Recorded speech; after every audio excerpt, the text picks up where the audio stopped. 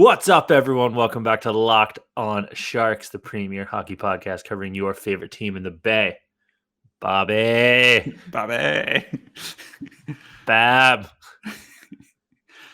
the Sharks have a good coach one time? One day. Maybe.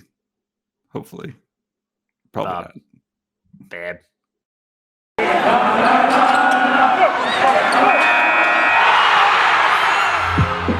You're Locked On Sharks, your daily podcast on the San Jose Sharks.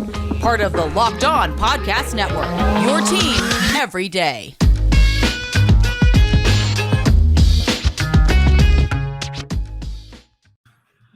I'm your host, Kyle Demetrius. Back with me, as always, my co-host, JD, the Steve Spot to my Pete DeBoer. Oh, no. Oh, no. I was gonna go with Ron Wilson to my Todd McClellan or something like that, and switch it up at the last second. That's a good switch. Good. Yeah. It was funny. I caught you off guard. Notice how I didn't include Bobby. Bobby. The Sharks just beat the Flyers 3-2 in, I was gonna say thrilling overtime fashion, but that game was not thrilling. That was like a slow bleed. Did you find the game exciting? It was a little mad. It was nice. Exciting, no, especially after coming off a 14 goals in a shootout. Exciting, no, but there was a lot of positive things from the Sharks, especially against a team that's coming off a back-to-back in overtime. But there was a lot of head-scratching choices as well from one Bob Boughner. Bobby. What the hell, man? So can we just point out that it started in the pregame when he decided that his best line all season has been Dahlin, Couture, Meier. Yes. What does he do? Dahlin's back from COVID, which he's back. Hooray. Yeah, he's probably tired, but he's back. He might as well just put back the Megazord, put him back together. No, sir. That is not what our fearless leader, Bob Boughner, does. He put Alexander Barabanov on the top line. Which, I mean, Barabanov's playing. He's been playing fine and is warranted of that. But again, you have literally, like, the analytics tell you this line is one of the best lines in the NHL. And they've been that way for a good chunk of the season. And you're finally getting them all back together now. And you don't do it. And then that means that line two is Hertl, Gregor, Dahlin, Halbgevaks, scratch. Because anytime you can play Jeff Veal, you got to do it, baby. One of those guys is coming off a goal game, so you know. But yeah, and then like your third line was whatever, it's your Cogliano, Bonino, whatever line. And then why can't you have, if you want to have Halbgevaks in a top six role, why can't you just put Halbgevaks on your third line and be like, now we have a little bit of skill, or throw Gregor down there? And whenever you can ice the Gadovich, Pedersen, Veal line, you got to do it, Kyle. There's just you look at all the successful teams, and you have a Gadovich, Veal, Pedersen. You have a monstrous black hole line, of course. How could it be strong? If you do that, Jeff Veal had other players have to play better, Kyle, and play more. Jeff Veal had like 3 golden opportunities and just shot it straight into the chest piece of the goalie. Erik Karlsson hit him on a breakaway pass, and he did nothing with it. It was funny. But anyway, after the first period, Bob then put Dahlin back on the top line, put Barabanov back with Hertl, and guess what? They scored 2 goals.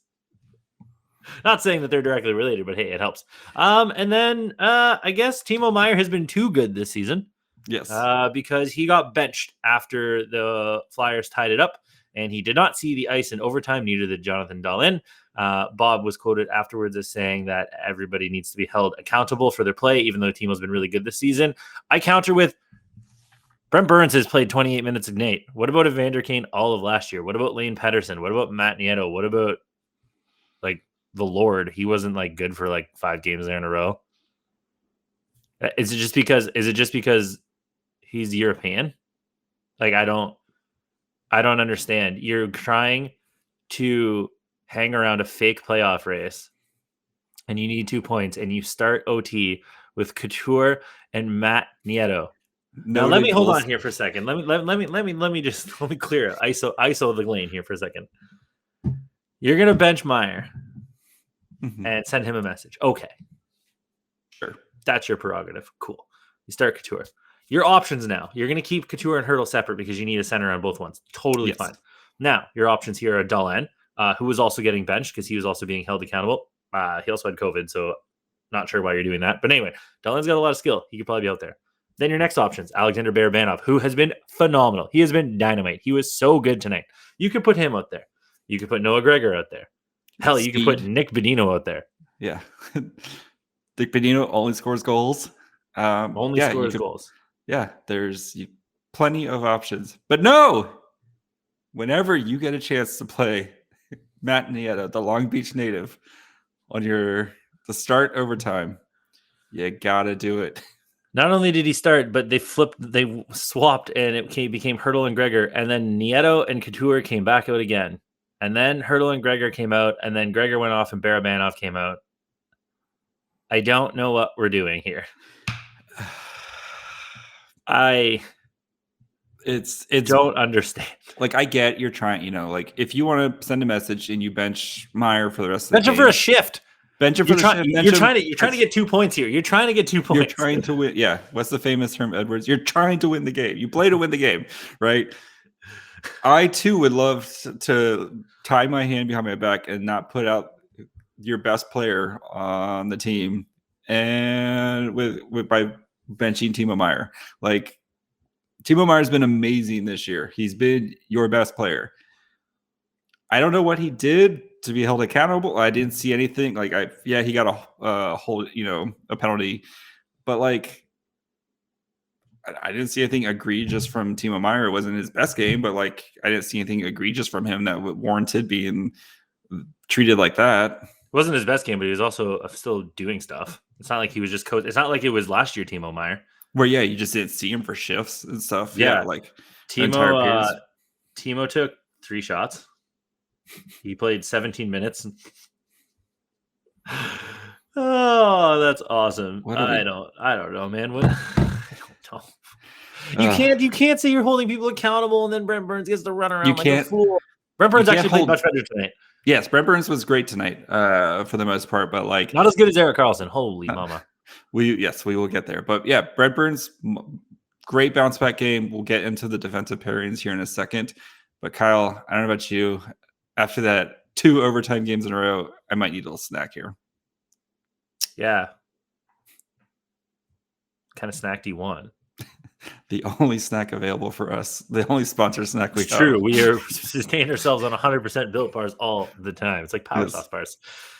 New year, new me, right? This is the last episode of 2021. You won't hear our lovely voices until 2022, which means you're going to throw out some resolutions probably tomorrow. A big one is getting fit, eating healthier. You can include Built Bar in your plan. Built Bar is the protein bar that tastes like a chocolate bar, sometimes even better than a chocolate bar. Built Bar makes it easy to stick to that new year, new me resolution because it tastes good, so you'll want to keep eating them. And unlike other protein bars, which get chalky, we've all had the gross, like waxy one, or the ones that taste like chemicals, and you're like, oh, I'm never doing that again. You're not going to get that with Built Bar. You want to eat healthy, but like salmon and rice gets boring after a while. Sometimes you just want a little snack. Why not grab a Built Bar? Built Bars are covered in 100% real chocolate. Most Built Bars contain 130 calories, 4 grams of sugar, 4 net carbs, and 17 grams of protein. Compare that to a chocolate bar, which usually has around 240 calories, 30 grams of sugar, and dozens upon dozens of net carbs. And so here's the idea for the new year. Go to all your secret treat stashes at home, in the closet, at work, in the car. Are you a work guy? Yeah, I have some snacks at work. Throw them all out. Replace them with Built Bars. So when you're craving a snack or treat, you can reach for something that's healthy and tastes good. Even if you're not a huge fan of working out, you can at least eat something that tastes good. And there's so many flavors to choose from. Coconut almond, peanut butter brownie, raspberry, cookies and cream, salted caramel, mint brownie. So many flavors. And there's always limited time flavors coming out at built.com. So go check it often. And how do you get these? By going to built.com and then using the promo code and getting 15% off your order. Use promo code LOCKED15 for 15% off at built.com. Also, don't do a diet. Diets are fake. Do what you want. Well, diet plans are. You can have that. You can have that drink. You can have that bag of Skittles. It's not going to kill you. It's all about balance. Anyway. Yeah, restrictive diets are bad. Anyway. Yes. Unless it's a complete 100% diet of Erik Karlsson passes. Oh my gosh. He is now tied. That was his 22nd overtime assists, which ties him all time in 120 years in the NHL or whatever it is, for the most by a defenseman. If you add in his playoff assists, he has 26 overtime, which makes him the leader when you include playoffs. Dude's good. He was their best player tonight, probably. If you go to the hockey stat card things, he was. I think Andrew Cogliano might have been above him, but screw that. We're giving him the edge. One guy played a lot more than the other guy, so I'm just gonna throw that out there and give him a little bit of an edge. Erik Karlsson is the best defenseman on this team. I don't know what more we have to do. Excuse me, one Jacob Superstar Middleton plays on this team as well. So I would like to point out that Erik Karlsson played 29 minutes and 46 seconds. We did it. We did it, Joe. Cyberbullying works. Brent Burns only played 24-41. Perfect. Okay, hold on. I don't condone 29 minutes for Erik Karlsson. His dick is taped together with box tape. We gave him some more supplies for Christmas, so he's fine for a while. I don't know, man. But yeah, let's. Burns played 24-41. Middleton played 22-17. Šimek played 11-35. Milosh played 11:30 and Vlasic played 16:46. Okay, because Ferraro is in the COVID protocol, so we found out an hour before the game that Ferraro's in the COVID protocol. Yeah, he's got the spicy cough. Yeah, so don't know haven't heard no news on him, so don't know if it's gonna be the 5 or 10 days. Who knows right now? Did you get fully hard or just semi hard on the Erik Karlsson overtime pass for the winner? He waited and waited and waited. He was literally like on the goal line. It was like, okay, now I'm gonna nutmeg this poor Flyers man, and put it through the wickets to Tomas Hertl, who was like, oh shit, guys, he's French now. Like, shit, guys, the puck is here. Hertl's like, are you gonna pass it, dude? Are you gonna pass it? I honestly thought he was just gonna hold it and go around the net. Yeah. Also, somebody pointed out that Tomas Hertl loves a failed wraparound. Tomas Hertl starts his wraparounds when he's on the other side of the net, and the goalie's like, okay, I'm just going to casually slide over here and stop it. It never works. I bet you his wraparound percentage is like 4. Oh, yeah. Or my favorite is when he does like little, and then he like kind of does a little spin move and just turns around and fires it right away. But yeah, I love a spin move. I love a good spin move. Yeah. But yeah, Hertl wraparounds for some reason. They never work. Erik Karlsson is in his freaking bag over the last little bit. I just don't know what else to say, man. I am right in my analysis. Yes, Erik Karlsson, good hockey. I never wavered. I right there with you, buddy. You know who else has been really good lately? Who? Logan Couture. Couture was all over the ice tonight, especially on the penalty kill. He had 3 shots on that one penalty kill where he scored the shorthanded goal. That's just. But and then on the 5-on-3 bit, Couture was everywhere. That's his 3rd goal in 4 games. So Couture is quietly heating. Well, is he heating or is he warming? He's warming. So, but this is what Couture always does, where you're just it's like, okay, Couture has a couple goals here and there, and then all of a sudden you look up at the end of the season, it's like, oh wow, Couture has 30 goals, and Couture continues to do what he's doing. But yeah, he was great tonight, and especially on the penalty kill. Like I said, 3 shots, and I think even the last where he got it and he's out of energy, and he's just like, what is going on? He was surprised, guys, are we really gonna let me shoot again? I guess. All right, here we go. Why not? So, but yeah, he's been playing well, especially with not having Dahlin recently, and not having Meier tonight. Playing Meier, who apparently is terrible at hockey now. So I'm not getting into it anymore. Yes, we've covered, but yeah, it's good to see Couture, kind of being that stabilizing force. I know he's not the player that he was a couple of years ago, but it's nice to see him just kind of under the radar continue to do Couture stuff. So yeah. I'm looking for Bob quotes, Babe quotes, because we're getting them in. We're doing this right after the game, so yeah. As you go. But okay, Lane Pedersen, who apparently people are Hey, he had a great game tonight. No, he did not. Didn't he score?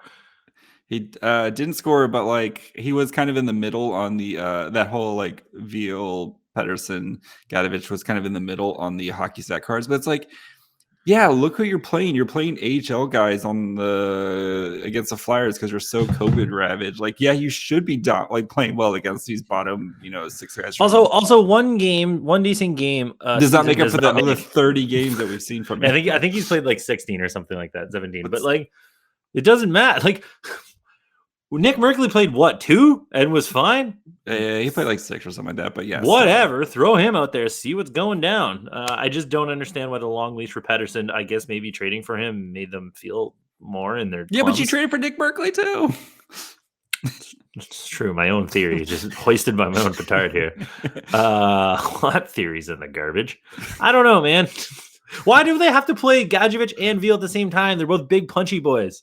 Like, if you want to play a guy who's going to be physical, you have Gadovich, who's going to do that. He tried to do it tonight. He did it. He talks to guys all the time. It's like, hey, man, you want that fight? I don't know why everybody's French. But anyway, they're all French now. You don't need another one. So why can't we throw Nieto on the 4th line, throw Hobgovacs on the 3rd line, and there you go. Bob's your uncle. Bob's your dad. Daddy Bob. Ooh. Can we do an ad instead? Yes, let's get out of here. Let's go ahead and talk about our friends over at Bet Online who still have not put up your drinking over-unders. But Bet Online, though, does have you covered for everything else this holiday season with more props, odds, and lines than ever before as football continues its march through the college bowl season and the pro football playoffs are right around the corner. BetOnline remains your number one spot for all the sports action this season. So head over to their website or use your mobile device to sign up today and receive a 50% welcome bonus on your first deposit. Just use the promo code LOCKEDON to receive your bonus. From basketball, football, NHL, boxing, and UFC, right to your favorite Vegas casino games. Don't wait to take advantage of all the amazing offers available for the 2021 season. BetOnline is the fastest and easiest way to bet on all your favorite sports. So don't wait to take advantage of all the new amazing offers available. BetOnline, where the game starts. Yeah, I mean, it just felt like a game, especially with the way the Sharks played, where they should have probably won this game like 4-1. They were the better team. They were easily the better team. And Reimer, that second goal by Reimer is a little soft, but I'm not going to, again, Reimer's a prince and has never done anything ever wrong. So that's the official Locked On Sharks stance, and you can't tell us otherwise. But, it's like, again, we saw the Sharks have sustained pressure. Their defense, after the first period, their defense was a lot better. Where the first period was a little washed, where they were giving up a lot of high danger chances. But after that, they kind of locked down, and this is what we wanted to see from the Sharks. But it still just kind of feels a little bit of a disappointing win, just because it felt like it should have been like a 4-1 or type of win. Yeah, I mean, they were trying. They were getting on their knees. They were figuring out a way to blow this. We allowed to leave that in? Sure, why not? It's Friday. I hope this is the episode corporate listens to. It's Friday. Nobody's listening to this one. Yeah. So. Yeah, fight me we'll have a tables match.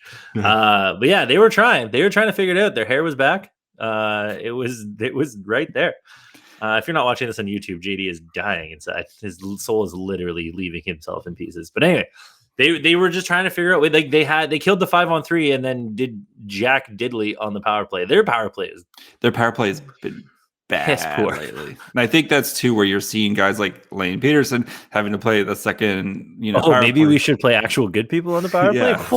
What? Never. But like, yeah, when you're missing, like, Darlene was out for a while, like when you're missing some of these guys who can help kind of fortify that second unit power play. But yeah, that power play, I think this might be something we might have to dig into some more on why the power play is just not clicking right now, because it just doesn't look right. I don't know what it is, if they need to maybe just get some more guys back or what. Yeah, I don't know. I find their puck movement is very slow.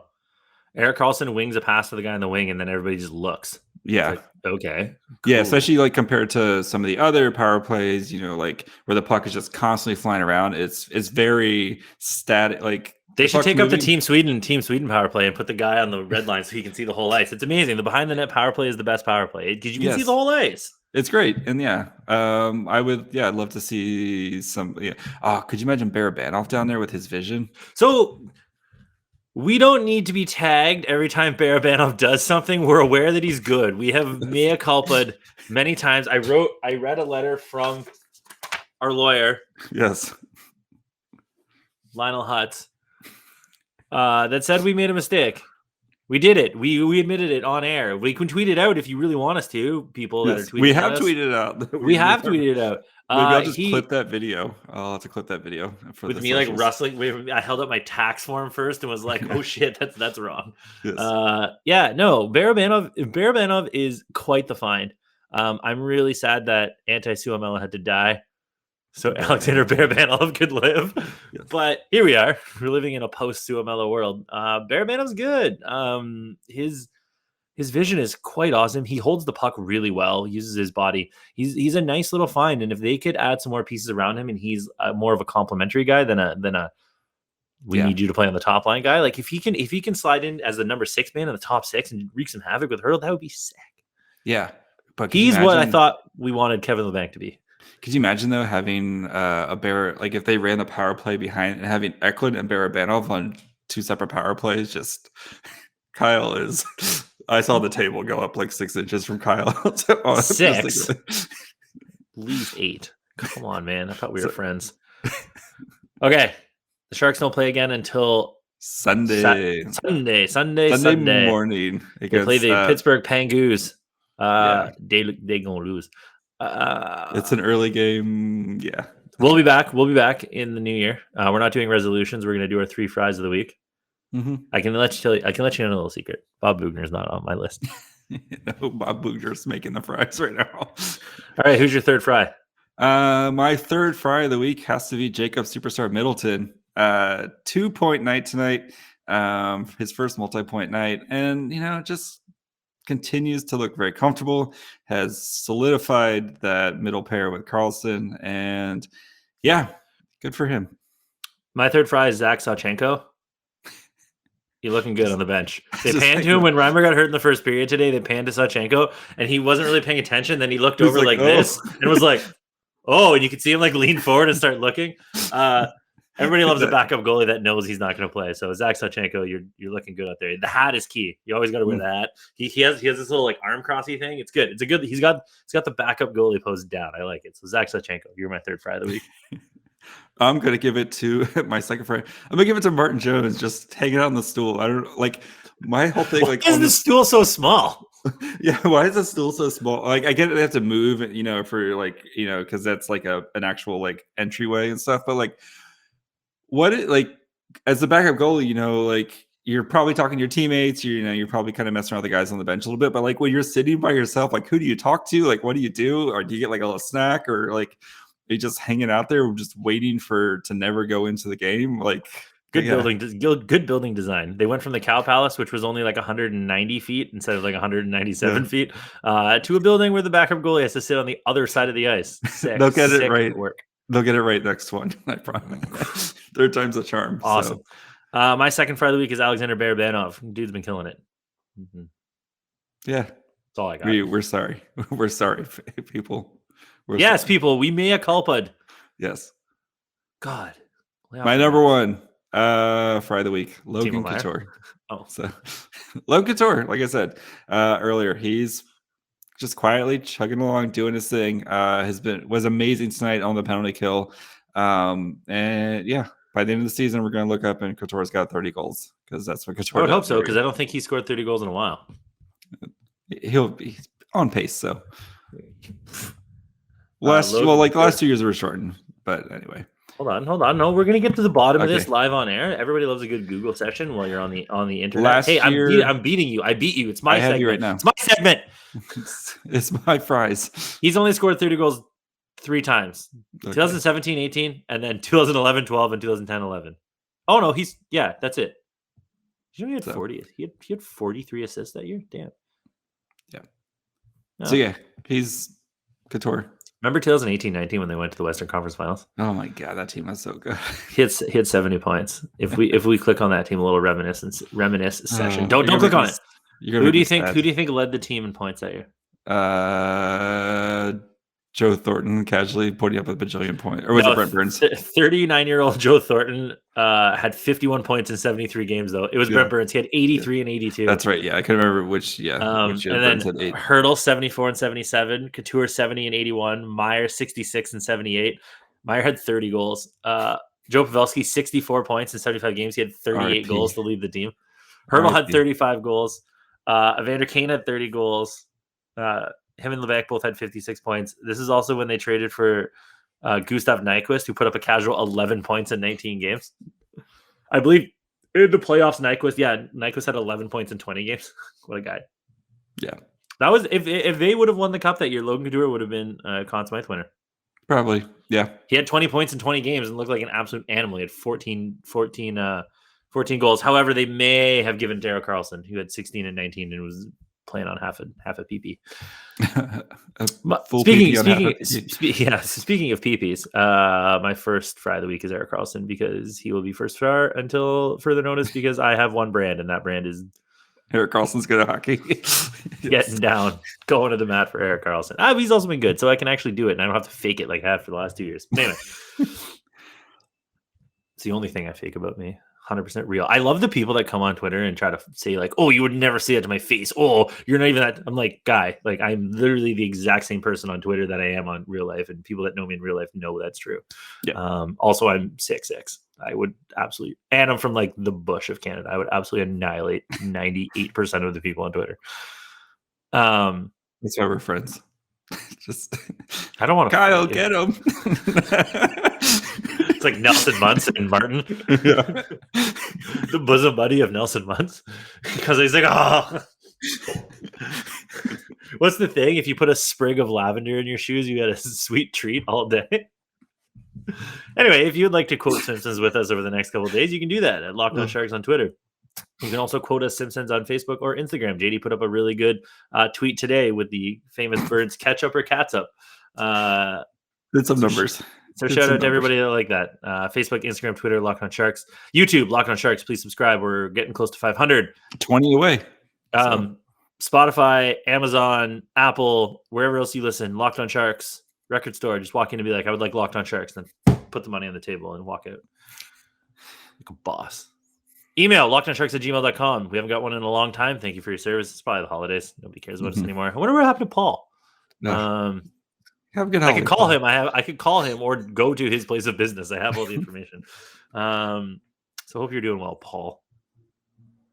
JD, who's wearing the bougie plaid because he's better than us. Is that my fry hole? Kyle. Is that Kyle Demetrius? Thank you guys. Honestly, for like what you guys listening to us and stuff. Oh God, we're doing this now. Well, it's the last episode of the year, and my child's waking up right now. Good, wrap it up. Wrap it that's up. That's what happens when you don't.